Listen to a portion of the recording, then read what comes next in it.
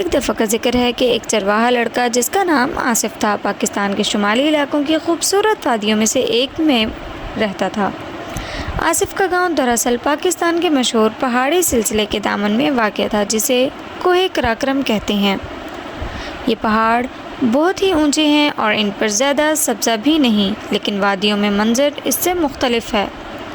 جہاں تیز رو دریا بہتے ہیں جیسے کہ دریائے سوات، جو کہ برف سے لدے ہوئے پہاڑوں سے نیچے کی طرف بہتے ہوئے نہایت ہی خوبصورت لگتے ہیں، وہاں پر سرسبز گھاس اور موسم بہار میں تمام زمین خوبصورت رنگوں کے پھولوں سے بھر جاتی ہے اور سینکڑوں ہزاروں شوخ رنگوں کی تتلیاں ہوا میں اڑتے ہوئے دکھائی دیتی ہیں، جو کہ اس علاقے کو جنت کی نشانی بنا دیتی ہیں۔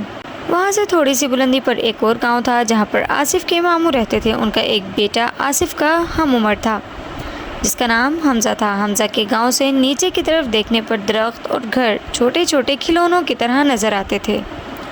آصف جب بھی حمزہ سے ملنے جاتا وہ اس نظارے کو دیکھ کر بہت خوش ہوتا اور اکثر وہاں سے اپنے گھر کو دیکھنے کی کوشش کرتا جو کافی نیچے والی وادی کے گاؤں میں تھا۔ نوجوان لڑکا اس بات پر بہت متعجب ہوتا کہ چیزیں نیچے وادی میں کتنی چھوٹی اور کتنی دور نظر آتی ہیں۔ آصف کے والد احمد کے پاس بکریوں کا ایک چھوٹا سا گلا تھا جنہیں وہ روزانہ صبح سویرے چرانے کے لیے گاؤں سے باہر لے جاتے تھے۔ آصف کے چھوٹے سے گاؤں میں کوئی اسکول نہ تھا، اس لیے وہ اکثر اپنے والد کے ساتھ باہر چلا جاتا تھا۔ آصف کی والدہ ہمیشہ ان دونوں کو دوپہر کے کھانے کے لیے گوشت کا سالن، چپاتیاں اور پراٹھے بنا دیتی اور ساتھ میں بہت سی مزیدار لسی پینے کے لیے دے دیتی، اور وہ یہ سب سامان ایک بڑے سے چوکر مضبوط کپڑے میں گٹھری کی طرح باندھ دیتی جسے آصف اپنے ساتھ حفاظت سے لے کر چلا جاتا اور جب تک کہ کھانے کا وقت نہ ہوتا اس کی دیکھ بھال کرتا۔ آصف بہت چست لڑکا تھا، وہ تمام دن بکریوں کے پیچھے بھاگتا پھرتا اور ان کی خوب جانچ پڑتال کرتا رہتا تھا۔ اس کا باپ بہت خوش تھا کہ جب وہ بڑا ہو جائے گا تو یہ تربیت آصف کو ایک بہت اچھا چرواہا بنا دے گی۔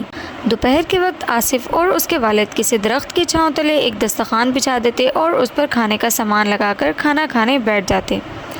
نوجوان لڑکا ہمیشہ اپنا پراٹھا مزے لے لے کر کھاتا اور شوق سے لسی پیتا۔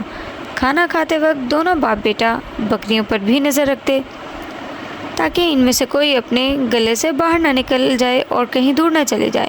وہ دونوں ہمیشہ بکریوں کے ساتھ سورج غروب ہونے سے پہلے گھر آ جاتے کیونکہ گاؤں میں بجلی نہیں تھی اور رات ہو جانے سے پہلے انہیں رات کا کھانا بھی کھلانا ہوتا تھا۔ آصف کھانے کے بعد جلد ہی سو جاتا کیونکہ اندھیرے میں وہ کچھ اور کر بھی نہیں سکتا تھا۔ اس کے علاوہ اسے صبح سویرے اٹھ کر بکریوں کو باہر لے جانے سے پہلے ان کا دودھ دھونا پڑتا تھا۔ آصف اس موسم میں بہت خوش ہو جاتا جبکہ بکریاں اور بھیڑیاں بچے دیتی۔ نوجوان لڑکا بکریوں اور بھیڑیوں کے میمنیوں کو بہت چاہتا تھا اور سارا دن ان کو اپنے بغل میں دبائے بھاگا پھرتا اور ساتھ ہی ان کی آوازوں کی نقل کرتا رہتا، میں کرتا۔ ان دنوں حمزہ بھی اکثر اونچے پہاڑی علاقے سے آصف کو ملنے آ جاتا۔ پھر کیا تھا، اب دونوں لڑکے بکریوں کے میمنیوں کو لے کر پھرتے، اپنے ہاتھ کی ہتھیلی پر کھانا رکھ کر انہیں کھلاتے اور جب بھی موسم ٹھنڈا ہو جاتا تو وہ خود کو گرم رکھنے کے لیے بھی ان میمنیوں کو اپنے قریب دبائے رکھتے۔ جب آصف کچھ اور بڑا ہوا تو اس کے والد نے اسے بکریوں کے گلے کی دیکھ بھال کی پوری ذمہ داری سونپ دی۔ حمزہ بھی اکثر آصف کے ساتھ مل جاتا اور دونوں لڑکے صبح سویرے بکریوں کا دودھ دوہنے کے لیے اٹھ جاتے اور پھر اس گلے کو گاؤں سے باہر چرنے کے لیے لے جاتے۔ یہ دونوں کے لیے ایک طرح کا معمول بن گیا تھا اور آہستہ آہستہ اسی طرح دن رات گزرتے گئے۔ پھر ایک دن ایک اندھیری رات میں ایک بھیڑیے نے ایک اور کسان جو کہ قریب ہی رہتا تھا اس کی بکریوں اور مرغیوں پر حملہ کر دیا۔ اس وجہ سے گاؤں میں دہشت پھیل گئی۔ سب کی رائے سے فیصلہ کیا گیا کہ روزانہ رات کے وقت گاؤں کے 2 آدمی نگہبانی کے لیے مقرر کیے جائیں جو کہ بھیڑیے کو مار دیں اگر اس نے پھر حملہ کیا تو۔ پھر بھیڑیے نے واقعی دوبارہ حملہ کیا مگر اس دفعہ ان نگہبان آدمیوں نے اس وحشی پر گولی چلا کر اسے مار دیا اور پھر گاؤں میں جلد ہی دوبارہ سکون اور آسودگی کا ماحول واپس آ گیا۔ کچھ عرصہ گزر گیا، پھر ایک دن دونوں لڑکے چراگاہ میں ایک چٹان پر بیٹھے بکریوں کی نگہبانی کر رہے تھے جو کہ تازہ گھاس چبا رہی تھیں۔ حمزہ نے آصف سے کہا، بکریاں تو مزے سے گھاس چر رہی ہیں مگر ہم ہمیشہ بور ہوتے رہتے ہیں، یہ انصاف نہیں ہے۔ آصف نے تھوڑی دیر غور کیا پھر جواب دیا، پھر ہمیں کوئی ہوشیاری اور دلچسپی کا کام کرنا چاہیے، سوچو ہم کیا کریں۔ شیطان حمزہ نے ایک کان سے دوسرے کان تک دانت دکھاتے ہوئے اور منہ بناتے ہوئے کہا، ہمیں گاؤں کے لوگوں کو بے وقوف بنانے کے لیے کچھ کرنا چاہیے۔ ہم یہ کیسے کریں گے؟ آصف نے پوچھا۔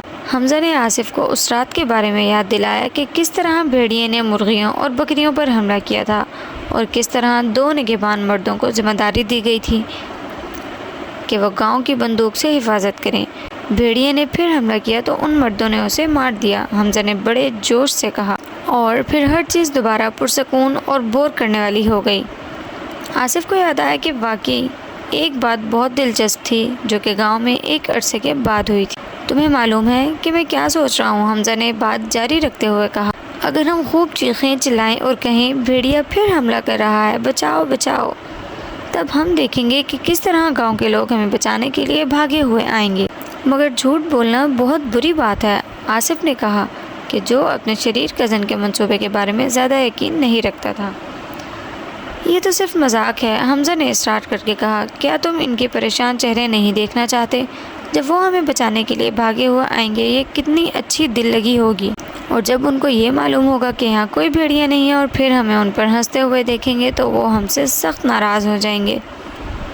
آصف نے کہا، لیکن یہ کہتے ہوئے بھی آصف کو اعتراف کرنا پڑا کہ جیسے ہی گاؤں کے لوگ چراگاہ میں بھاگے ہوئے آئیں گے ان کے چہروں پر پریشانی کے آثار دیکھنا واقعی بہت ہی مزاحیہ بات ہوگی۔ اسے یہ بھی اعتراف کرنا پڑا کہ بکریوں کے تمام دن گھاس چرتے دیکھنا بھی بہت سی بوریت کرتا ہے۔ اچھا، اس نے آخر کار کہا، ہم یہ سب کچھ کس طرح کریں گے؟ پھر حمزہ نے اپنا منصوبہ بیان کیا اور دونوں لڑکے گاؤں کے بے اندیشہ لوگوں کا خیال کر کے خود بخود ہنستے ہوئے اپنے ہاتھ خوشی سے ملنے لگے۔ دوسرے دن بکریوں کا دودھ دھونے کے بعد دونوں لڑکے بکریوں کے گلے کو چراگاہ میں چرانے کے لیے لے گئے۔ پھر اپنا مزیدار کھانا کھانے کے بعد جو کہ آصف کی والدہ نے اچھی طرح بند کر دیا تھا، انہوں نے اپنا شرارتی منصوبہ پورا کرنے کا فیصلہ کیا۔ حمزہ ایک پہاڑی کے پیچھے چھپ گیا جبکہ آصف گاؤں کی طرف بہت اونچی آواز میں شور کرتا ہوا بھاگا، بچاؤ بچاؤ، بھیڑیا حمزہ پر حملہ کر رہا ہے، ہم پر مہربانی کیجیے، ہماری مدد کیجیے، بچائیے بچائیے۔ جیسے ہی گاؤں کے لوگوں نے آصف کی چیخ و پکار سنی انہوں نے ڈنڈے اور کلہاڑیاں اٹھائیں اور چراگاہ کی طرف بھاگے۔ بھیڑیا کہاں ہے؟ ایک آدمی نے پوچھا، اس نے حمزہ پر کیسے حملہ کیا؟ دوسرے نے پوچھا، کیا بھیڑیا اسے گھسیٹ کر لے گیا ہے جیسا کہ اس نے میری بکریوں اور مرغیوں کے ساتھ کیا تھا؟ ہمیں بتاؤ حمزہ کہاں ہے؟ گاؤں والے ہر طرف تلاش کرنے کے بعد زخمی لڑکے کو نہ پا کر بہت زیادہ پریشان ہو گئے۔ عین اس وقت حمزہ اپنے چھپنے کی جگہ میں سے کود کر باہر آ گیا۔ خوش آمدید، یہاں آنے کا شکریہ، نڈر لڑکے نے دانت نکال کر اپنے چہرے پر ہنسی لاتے ہوئے کہا، مگر یہاں تو کوئی بھیڑیا نہیں ہے۔ جب میں نے اس کو بتایا کہ گاؤں والے اسے مارنے آ رہے ہیں تو وہ ڈر کر بھاگ گیا۔ پھر حمزہ ہنستے ہنستے لوٹ پوٹ ہو کر زمین پر گر گیا۔ جب آصف نے گاؤں والوں کے چہرے پر پریشانی اور گھبراہٹ کے آثار دیکھے تو وہ بھی ہنستے ہنستے گھاس پر لوٹ پوٹ ہو کر گرنے لگا۔ گاؤں والے لڑکوں کے ساتھ سخت ناراض ہوئے اور جب وہ چراگاہ سے واپس جا رہے تھے انہوں نے عہد کیا کہ وہ آصف کے باپ کو اس کے بیٹے کی اس خبیث حرکت کے بارے میں بتائیں گے۔ جب احمد کو اس بات کا علم ہوا کہ اس کے بیٹے نے کیا کیا ہے تو وہ واقعی سخت نا امید ہوا۔ وہ دونوں لڑکوں کو گھسیٹ کر گاؤں والوں کے ہجوم کے سامنے لے آیا اور دونوں سے ان کی اس پوشیدہ شرارت حرکت کے لیے گاؤں والوں سے معافی منگوائی اور عہد لیا کہ آئندہ کبھی بھی وہ اس قسم کی حرکت نہیں کریں گے۔ کچھ مہینے گزر گئے اور زندگی دوبارہ معمول کے مطابق گزرنے لگی، لیکن پھر ایک دن جب حمزہ اور آصف چراگاہ میں بکریاں چرا رہے تھے تو ایک خوفناک بھیڑیا ایک پہاڑی کے پیچھے سے نکلا اور اس نے ایک بکری کو گھسیٹ کر لے جانے کی کوشش کی۔ حمزہ فوراً کھڑا ہو گیا اور بھیڑیا کو ڈرانے کے لیے اس کے پیچھے بھاگا، لیکن خوفناک بھیڑیا نے بکری کو تو چھوڑ دیا اور اس کے بدلے حمزہ کی ٹانگ کو منہ میں پکڑ لیا۔ آصف اپنے دوست کو بھیڑیے کے گھسیٹ کر لے جاتے ہوئے دیکھ کر بہت خوفزدہ ہو گیا۔ گاؤں کے مہربان لوگوں مہربانی فرمائیے، جلدی آئیے، بھیڑیا حمزہ کو گھسیٹ کر لے جا رہا ہے، اسے بچائیے، مہربانی کیجیے، ہماری مدد کیجیے۔ گاؤں والوں میں سے ایک نے کہا، ہم دوبارہ الو نہیں بنیں گے، جاؤ اپنی بکریوں کے پاس۔ مہربانی کیجیے، آصف رویا، میں سچ کہہ رہا ہوں، حمزہ کو بچائیے اس سے پہلے کہ بہت دیر ہو جائے۔ ایک مہربان آدمی نے چراگاہ کے آس پاس جا کر دیکھنے کا فیصلہ کیا اور اس نے وہاں سے حمزہ کو دیکھا کہ اس کی ٹانگ بھیڑیے کے مضبوط جبڑوں میں پھنسی ہوئی تھی۔ آصف سچ کہہ رہا ہے، وہ چلایا، جلدی آئیے اور فوراً مدد کیجیے۔ گاؤں والوں نے اپنی لاٹھیاں اور کلہاڑیاں سنبھالیں اور بیچارے حمزہ کی مدد کو دوڑے، اور جب بھیڑیے نے لوگوں کے اس بڑے ہجوم کو اپنی طرف بھاگتے ہوئے دیکھا تو اس نے لڑکے کی ٹانگ کو چھوڑ دیا اور جنگل کی طرف غائب ہو گیا۔ دو لوگوں نے حمزہ کو اس کے کندھوں سے پکڑ کر اٹھایا اور اسے لے کر گاؤں واپس آئے۔ لڑکے کی ٹانگ بری طرح زخمی ہو گئی تھی اور وہ بہت درد محسوس کر رہا تھا۔ آصف کی آنکھوں میں آنسو تھے۔ اس نے گاؤں والوں سے پوچھا، آپ لوگ جلدی مدد کے لیے کیوں نہیں آئے؟ آپ نے میرا یقین آخر کیوں نہیں کیا؟ ایک عورت آگے بڑھی، نے ہم سے پہلے جھوٹ بولا تھا، اس نے سمجھاتے ہوئے کہا، اسی وجہ سے ہمیں تمہارا یقین نہیں آ رہا تھا۔ کیا اب تم یہ دیکھ نہیں رہے ہو کہ جھوٹ بولنا کتنا غلط ہے؟ تمہیں کبھی بھی اس طرح کی حرکت نہیں کرنی چاہیے تھی، کیونکہ اس سے بے اعتمادی پیدا ہو جاتی ہے۔